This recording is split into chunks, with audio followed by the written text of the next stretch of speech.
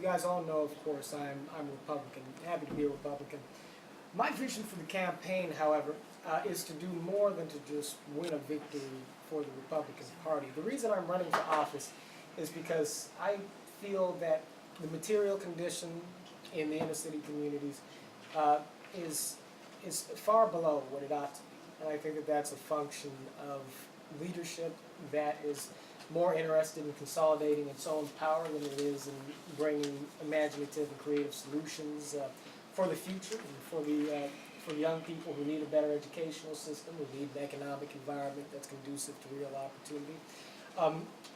The vision of this campaign is to bring a vision, a leadership, a sense of momentum and leadership to a community that is experiencing a real void in the area of I think, actionable intentions on the part of those people who occupy positions of authority in our local government.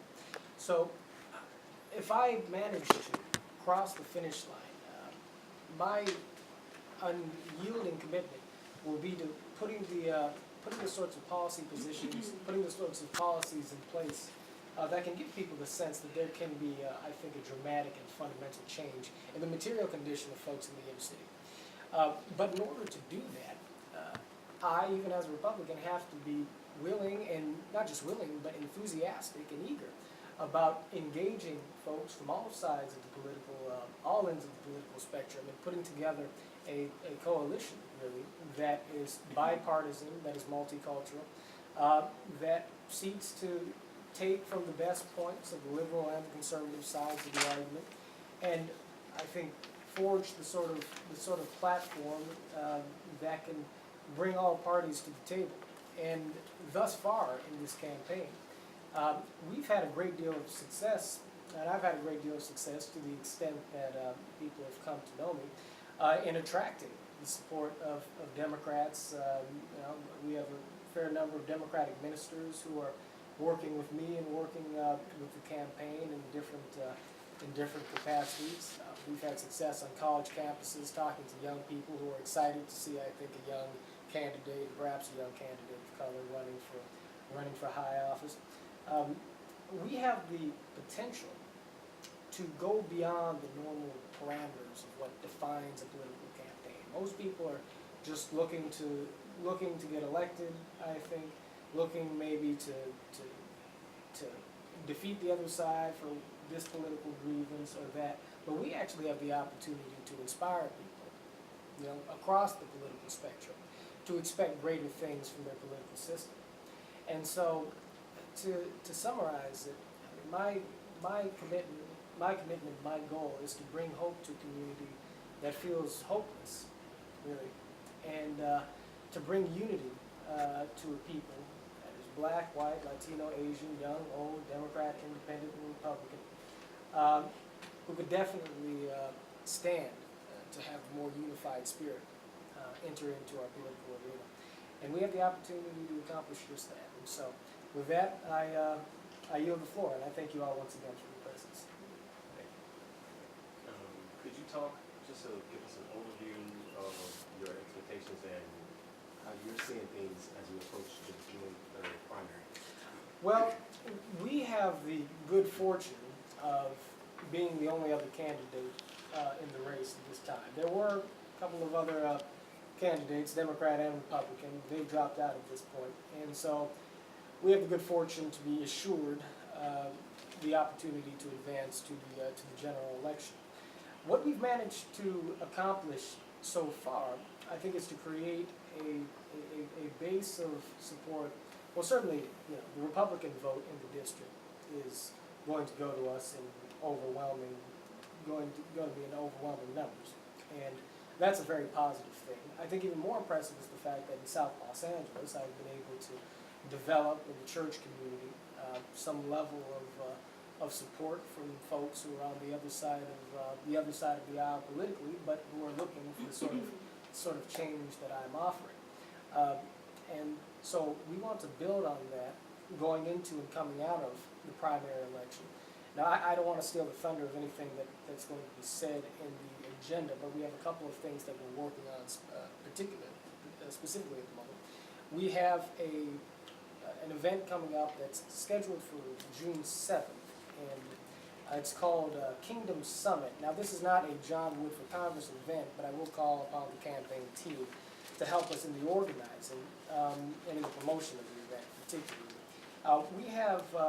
I've been able to assemble a panel of African American inner city Democratic ministers and some conservative ministers from the South Bay, along with some Republican conservative individuals who, from sort of a faith-based perspective, are doing the work in Watts and the inner city and so forth. And we're putting on an event in Watts, which we hope to include the presence of some local, or at least some representatives of local elected officials. I paid a visit to Assemblyman Isidore Hall's office the other day and waiting a response from them as to whether or not they'll send somebody, and planning on approaching Aja Brown, Mayor of Compton, and I don't know if he'll be in the area, but I plan on extending an invitation to Mr. Donnelly, Tim Donnelly, who's likely Republican gubernatorial candidate.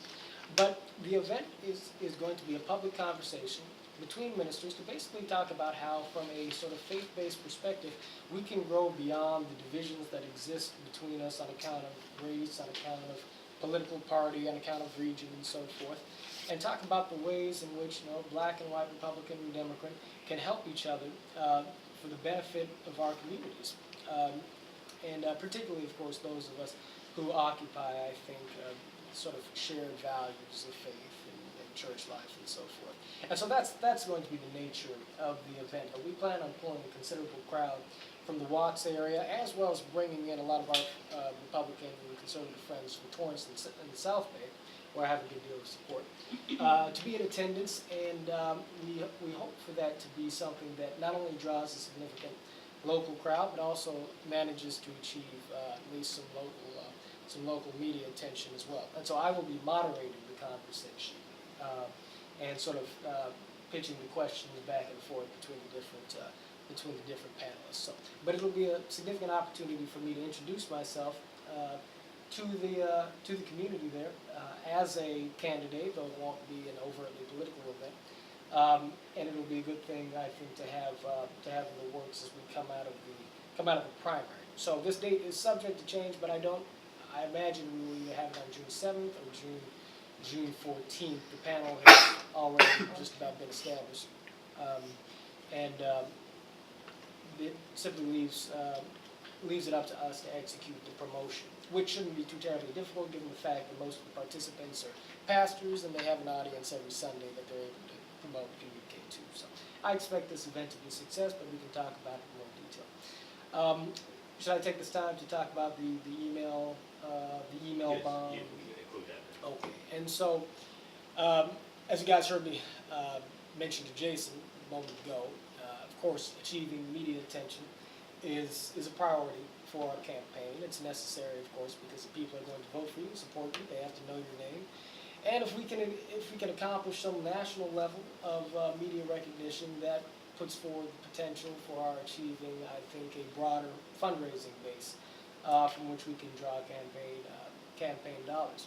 And so I had the idea that we choose a day and put together an email bomb, basically, where and I thought that the O'Reilly Factory, that being the biggest cable news show, I think the last 10 years or so, on Fox News, you guys know Bill O'Reilly, and given the fact that Bill himself is a person who on many of his shows has expressed interest in, I think, the inner city community, the leadership of inner city communities, Maxine Waters in particular, and how it is that a more, I think, sort of conservative approach to social programs and so forth can benefit the inner city.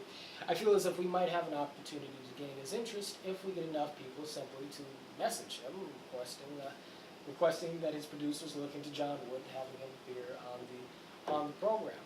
But I feel like it probably isn't very effective to just send 5 or 10 emails at a time. So my plan is to, and I've already exacted commitments from most of them, but to approach each and every one of the Republican club leaders and the Central Committee leaders in and around the Los Angeles area, and have them commit to having their contacts and their memberships on one given one given day, one 24-hour period, basically send an email to the factory, possibly with a link to one of our YouTube videos or so forth, saying this is John Wood running for Congress against Maxine Waters.